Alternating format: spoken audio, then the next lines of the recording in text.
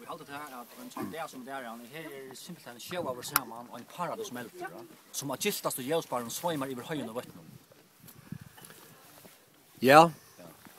Jag för vi gör en reportage nu av Kungafjallet och I filmar det här i iPhone chamar. Jag inte finner någon för utrustning. Och jag har läst det på YouTube så vet jag att det skulle färd 18. Och John, nu är vi alltså på Kungafjallet 820 meter och det är 13 november. 830 meter orsaka. Fjärhögsta fjället för. Då lägger ut vi en citat här då. Ja. Och här är en ja, här är en plata som tid och utstår jag har hållit upp. Vad är det för en plata? Ja, det är en plata jag nu citaten. Shoulder och ett mer gör det här. Gunnar Höjdal, Karsten Höjdal tog bara. Ja, det är flott sällskap att släppa i tårarna. Det måste sägas. Jag har alltid lagt mest till att man intervjuar journalister som alltid håller mikrofonen. Det har ordentligt stått lite i att det då näck mest att hålla mikrofonen. Men tårar, det har du kört 2 år nu. Jo, det här är så lötna har vi drömt näckvar om till att jag har snackat om Kungafjall. Det är omgång till. Jag har inte själv vidare något skulle komma igen. Jag vill komma känna alla sig här. Det ser här fralig och falchen så är det som jag som har varit för och det här är en fantastisk dag alltså. Kan man säga. Det är så flott den där november månad.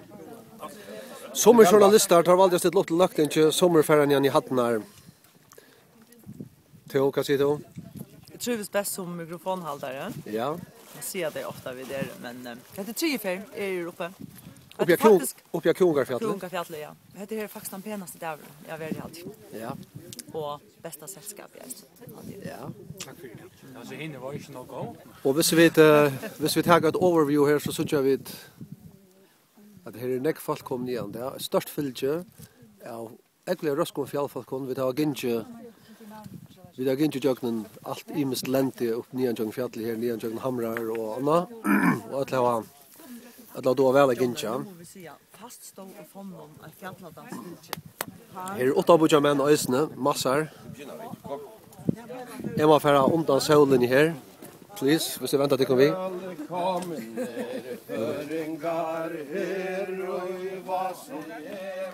Så här då sliring.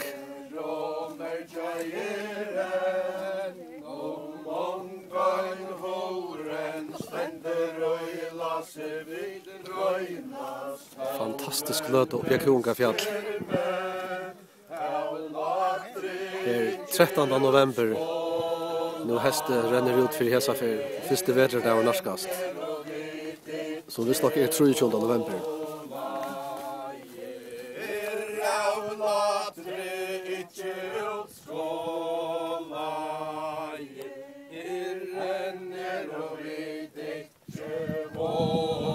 Här så jag att falchen som är här. Nu får jag ta en paus och färra på ringen.